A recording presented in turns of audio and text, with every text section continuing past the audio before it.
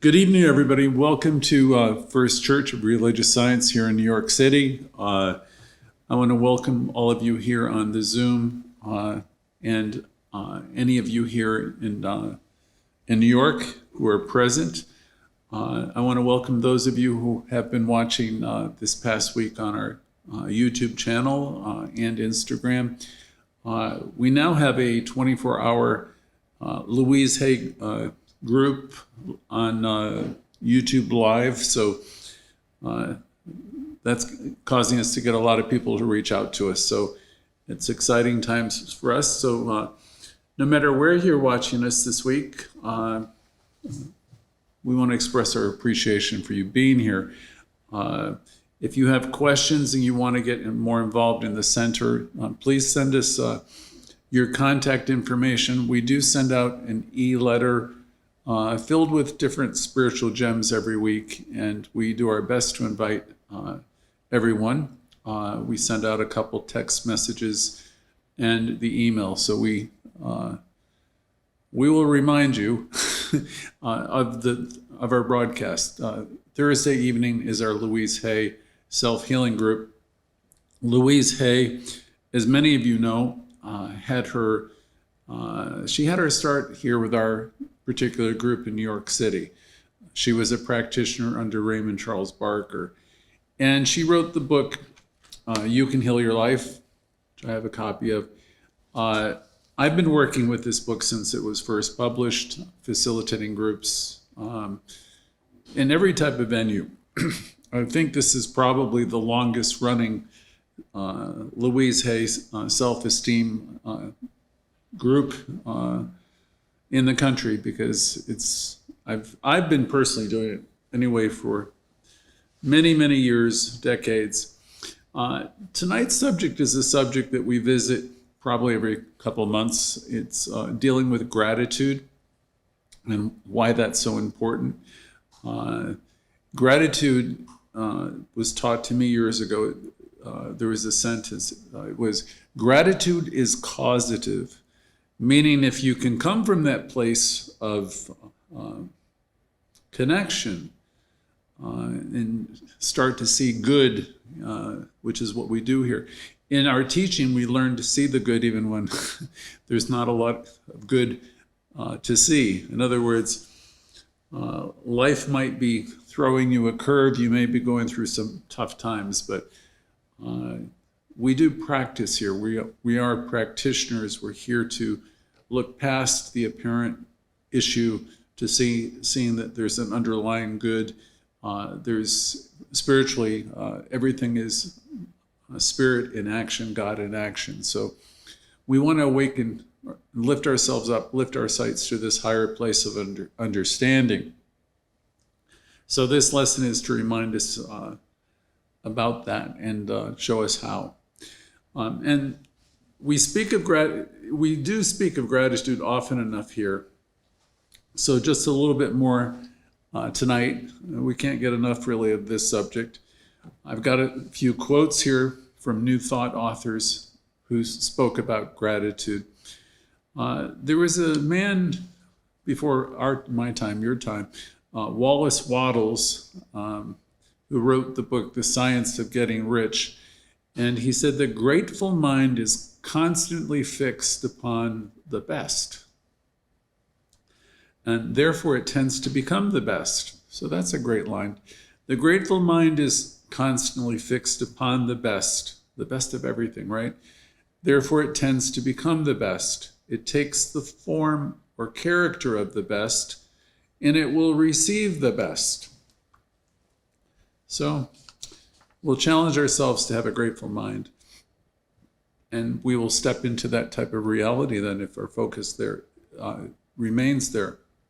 You've heard us often say before, what the mind of man can see and believe, it will achieve. Louise Hay, who is our inspiration for this class, said every thought we think is creating our future.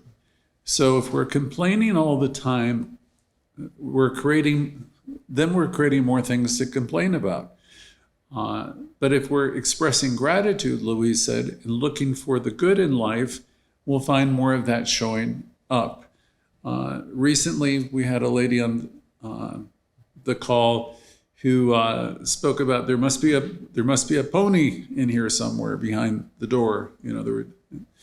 And even if things are going pretty tough, that's the consciousness that most of us are wanting to develop, to know that there's good here.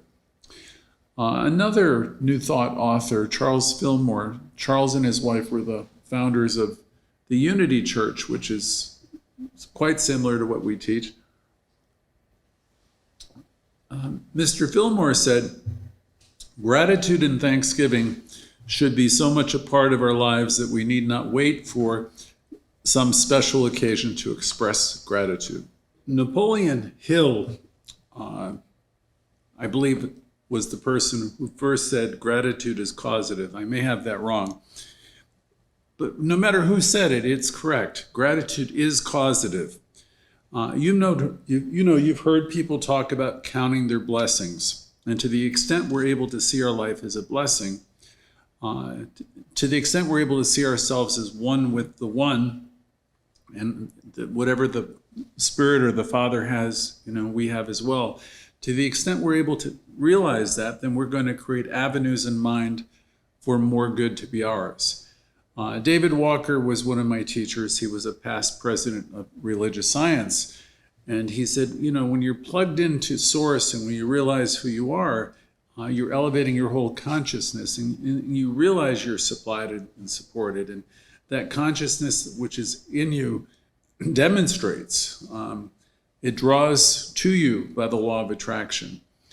So I want to start today or this evening with the knowing that each of us are one with life, we're one with Source, and this Source exists within us, around us, and it's in every single thing that we could ever imagine. There's a presence in you, and that same presence is in me, and it's in everything and everyone, and it responds to us. And we know the more gratitude we have in our heart, that it initiates, that the universe acts upon that gratitude. It's causative. So let's declare, all of us, that we are grateful. You might say to yourself, I'm grateful. I'm grateful for this gathering. I'm grateful for each of you that I can see on the call.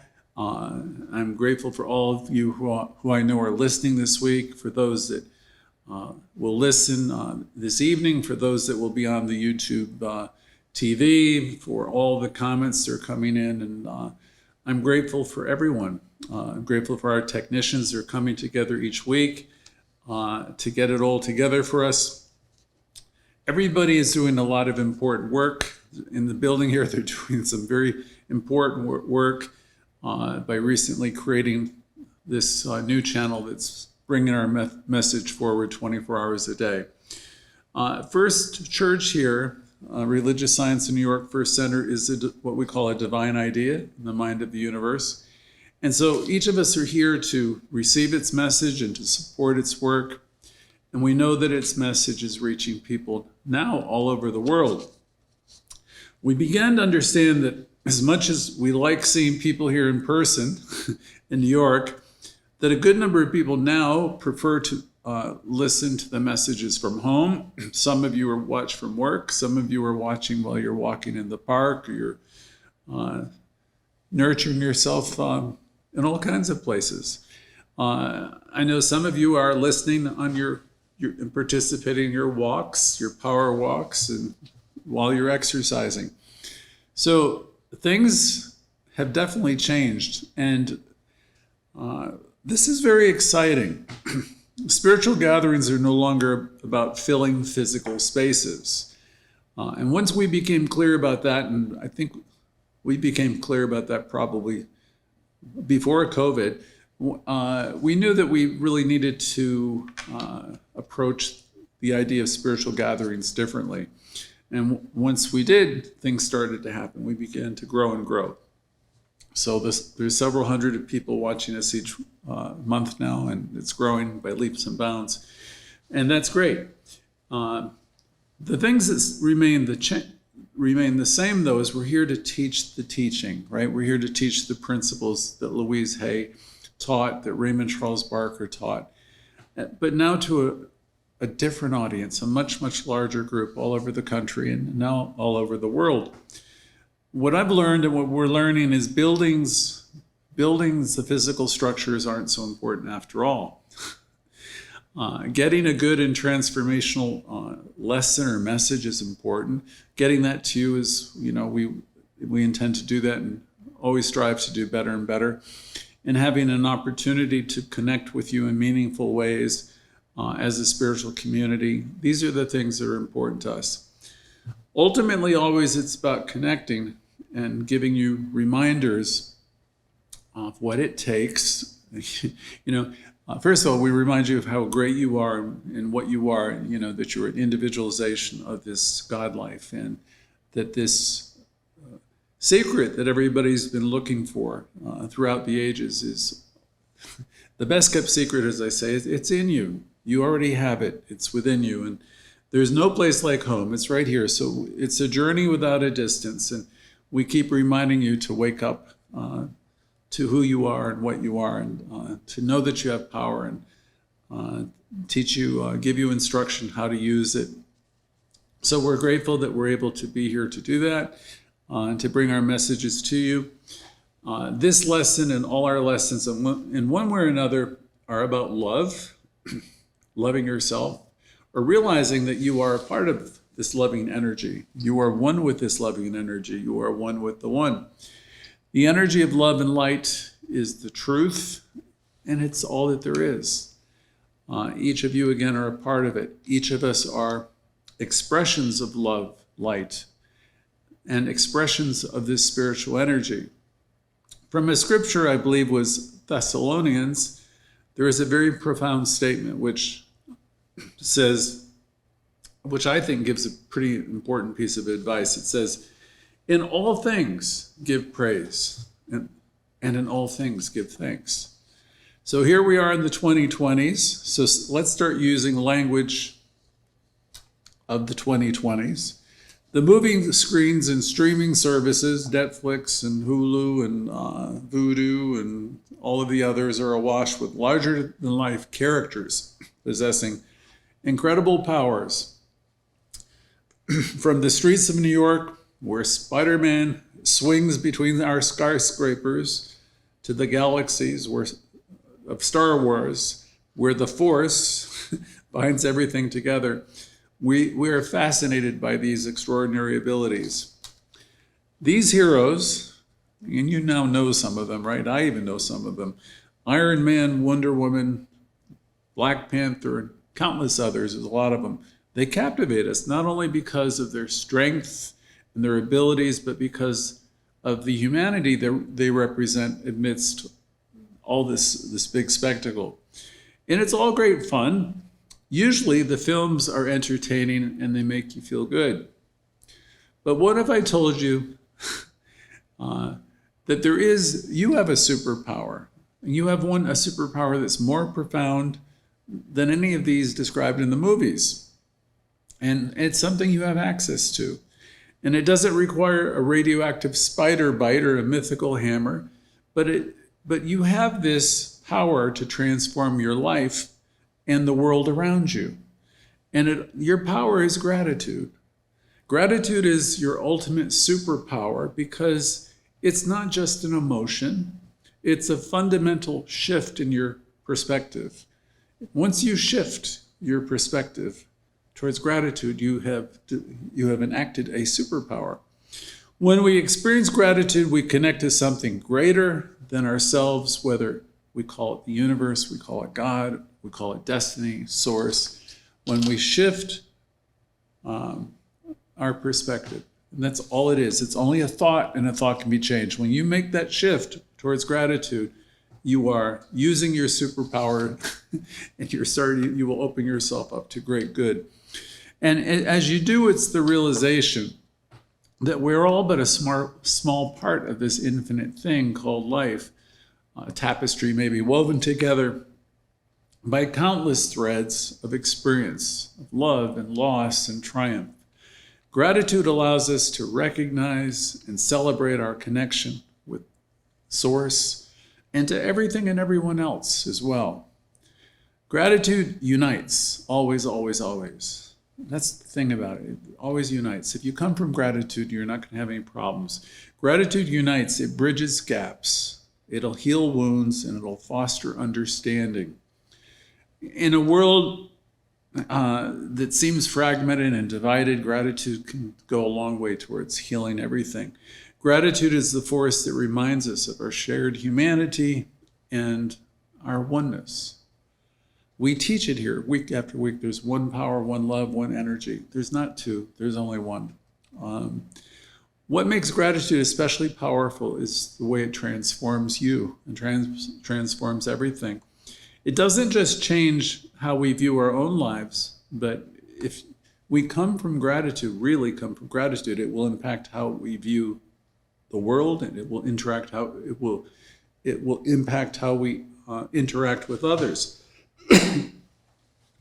I was told decades ago, this is from a 12-step program, cultivate an attitude of gratitude. And that was important advice. The rougher version of that quotation was get grateful. Cultivate an attitude of gratitude. Today, I think of it as make a decision just for today. You might say to yourself, I will be grateful. Make a decision just for today. I will love myself more. I will release the need to be critical. I will be grateful. I will extend that gratitude to others. I will make a point of saying thank you and good job and wonderful. Religious scientists, people who are working on loving themselves, are naturally extending that love to other people. So I'll make that decision to do it today, to be grateful. And I hope I'll make that decision to love myself more and be grateful tomorrow as well. And, if we do this often enough, there's going to be a quickening because we're going to be creating great good. So we'll do it one day at a time. You will change yourself, and in the process, you change the world. You will heal. A single act of gratitude can set off a chain reaction, touching lives in ways that you might never really understand because it goes out and continues on. So while it's thrilling to watch our superheroes on the screens, our devices, let's remember the greater power we have is within us. With gratitude, we don't need a cape or a special suit. We are the ultimate superheroes. You are, as Dr. Barker said, our founder, the whole bit, and you have the ability to transcend anything. You have the ability to transcend and deal with anything in your life. You are supplied and supported. You have the ability to be positive, affirmative, and in so doing, you're going to touch lives and you're going to connect deeply with the world you live in. Gratitude might not let us fly off like Spider-Man or Superman or move objects with our minds, but it provides something even more magical.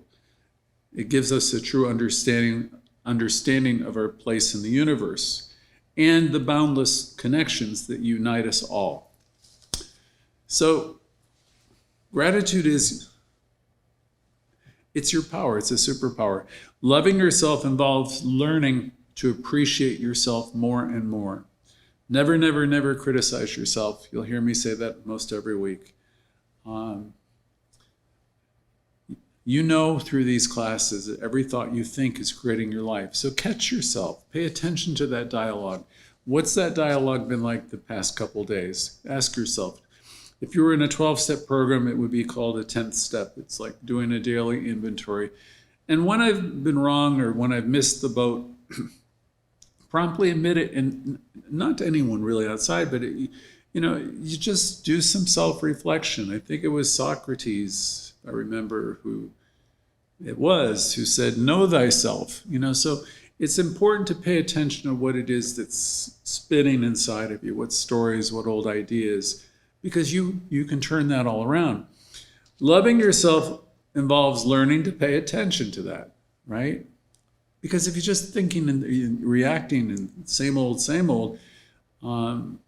it's going to be the same old stuff. So learning to pay attention to what you're thinking and begin to gently and lovingly redirect your thinking and your perceptions. And if you can shift your perceptions towards gratitude, you're really enabling, you're going to start using one of your greatest superpowers. The kingdom of good is here, and it's at hand, and it always has been.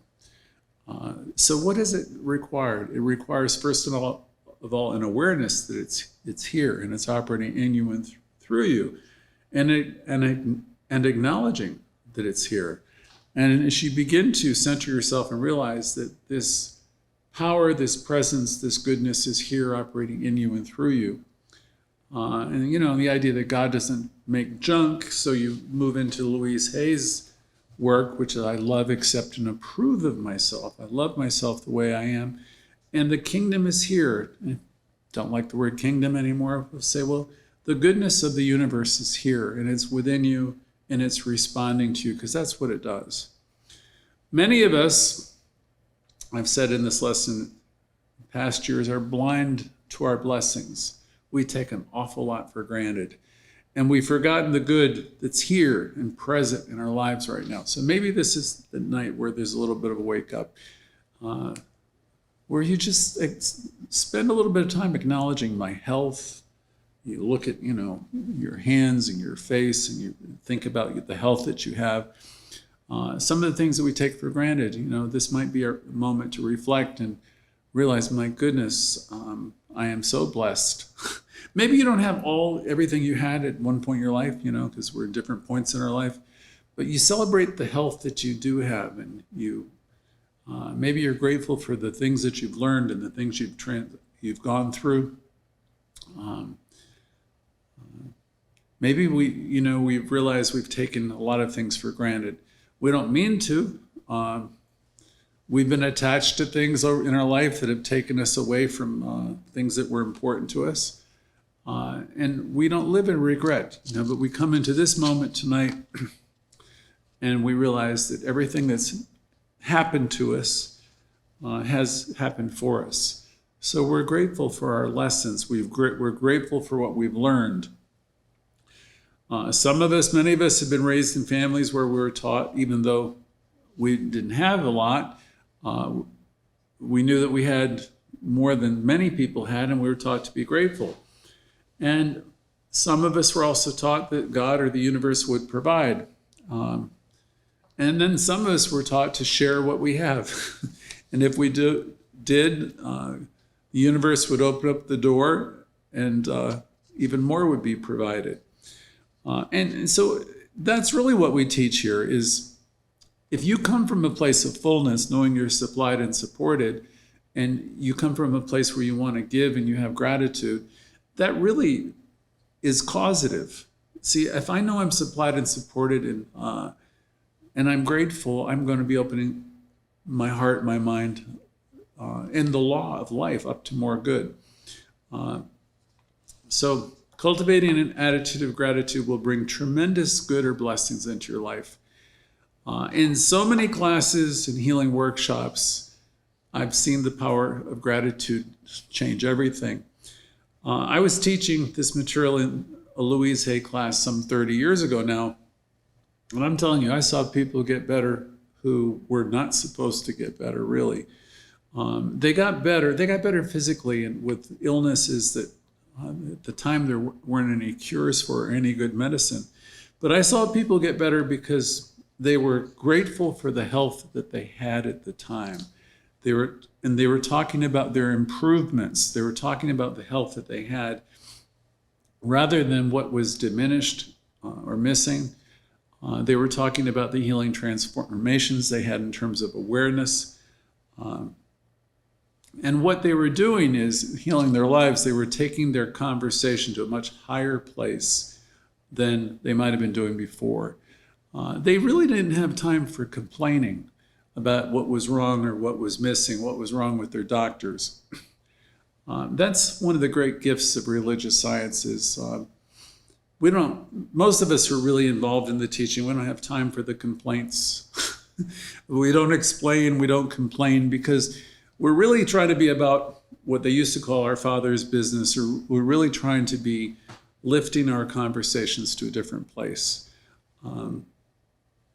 We're talking about ideas more than people. We're talking about the realization that we realize that we're one with the one.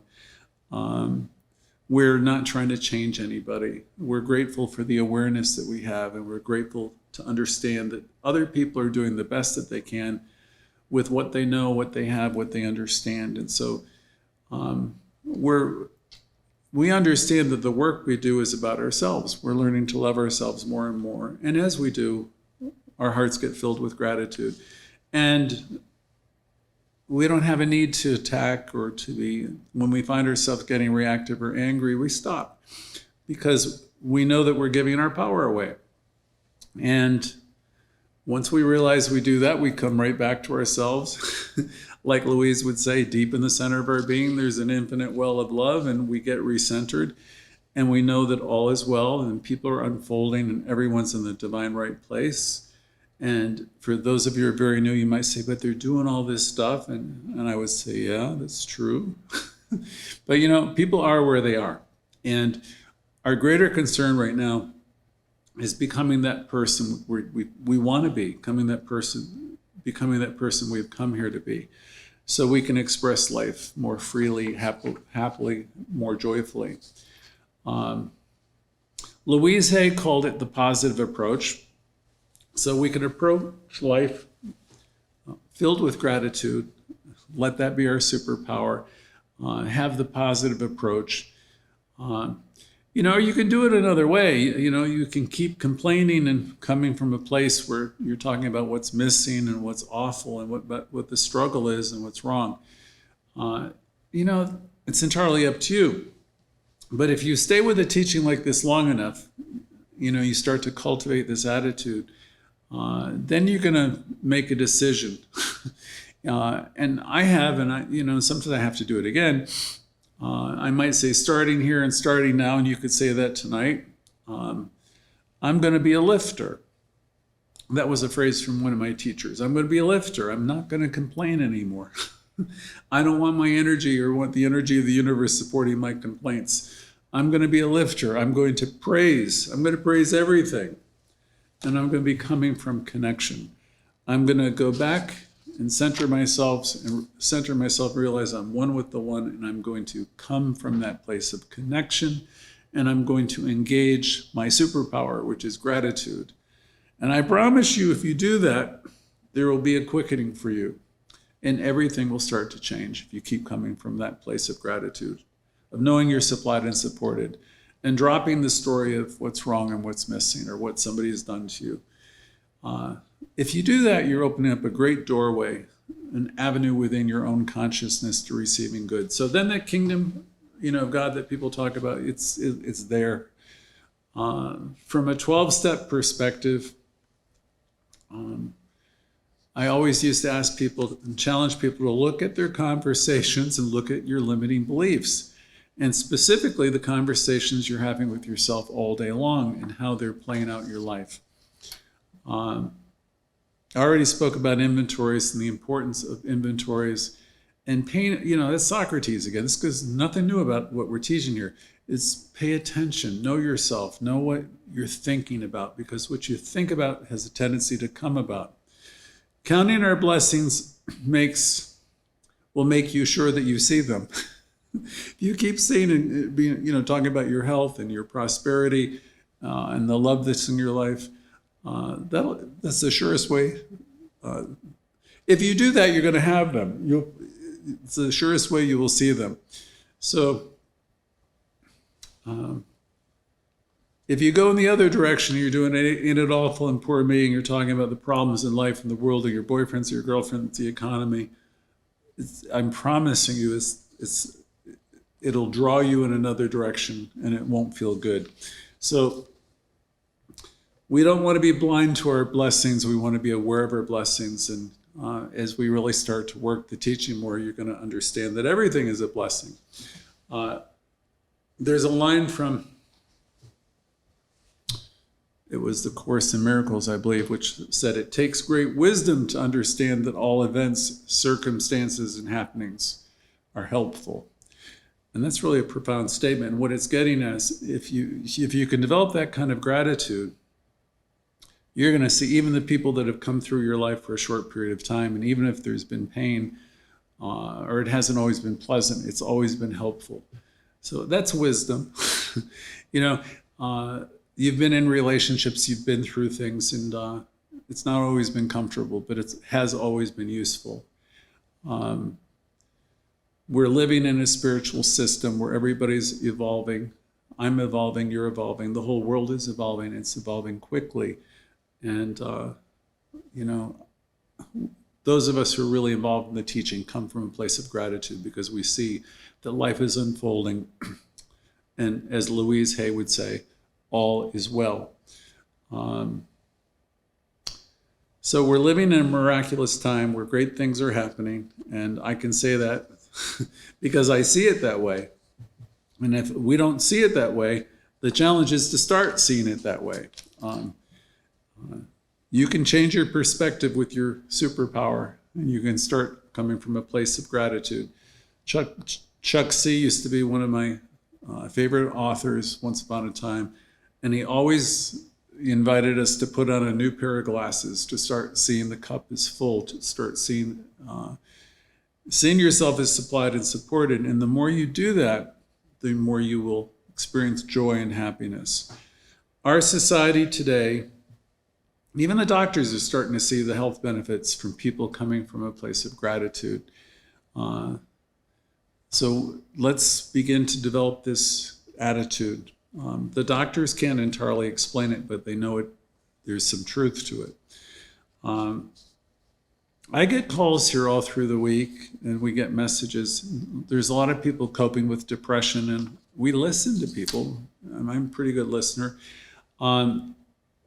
When I'm listening to people who talk to me about the problems and what's wrong, I'm knowing deeply as I listen that this person on the other side of the phone is whole and complete. I know that there's a power of health, and there's a divine pattern of health within them, and that all is well. And that's how we who are practitioners see everybody as whole and empowered, because that's the truth of all people. The thing is, we can't do that work for someone else. We can listen, and because in the end, our inner work is our inner work. But we can encourage other people. We can be an encouraging presence to other people. So these are things we can do. If you have a healing consciousness, the other thing I'd share is, it's a gift. If you have a positive mental attitude and you have gratitude in your heart, connect with people. Give them an encouraging word. It sometimes makes a huge difference. If you have the ability to reach out to other people who are going through tough times, it can be very helpful. And the thing is, you'll be blessing them and you'll be blessing yourself because you're extending the love that you are. I'm remembering Dr. Bill from years ago. He always asked his classes, he said, well, first of all, if you have gratitude, you're naturally going to be a lifter. But he would always ask us in our classes, are you a lifter or are you a leaner? If you're coming from gratitude, then you're probably naturally a lifter. You're probably someone who's out there saying thank you, and wonderful, wonderful.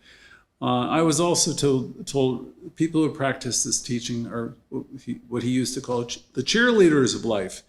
Because we have this gratitude, we have optimism, we know that life is working out. So we extend that and we tell people, how great life is and how wonderful they are. We're optimistic. If we're doing it the other way, we're kind of like complaining. We're looking for sympathy, and there's a lot of people who do it that way.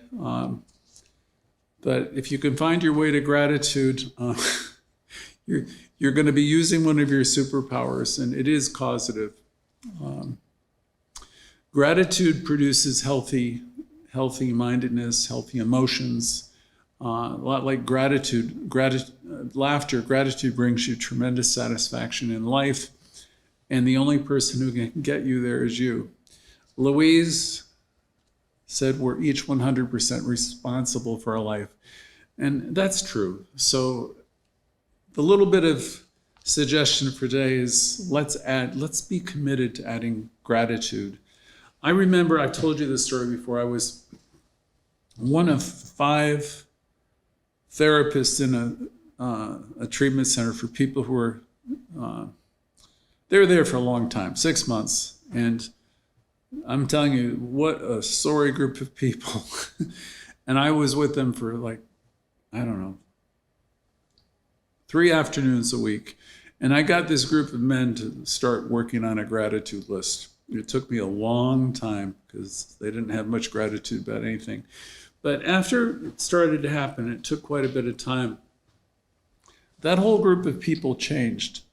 And I remember well that the director of that place called me up into her office wanting to know what I was doing with her program. And the only thing that was happening is I had a group of about 20 people, maybe 18, 20 people, who lightened up, who were coming from gratitude.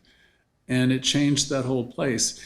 I've seen that happen many times in my life. And another challenge for people is, just write down everything that you're possibly happy about, grateful about.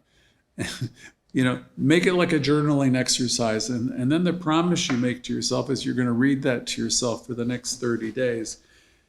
Those things are silly, but if you do it, it just changes everything.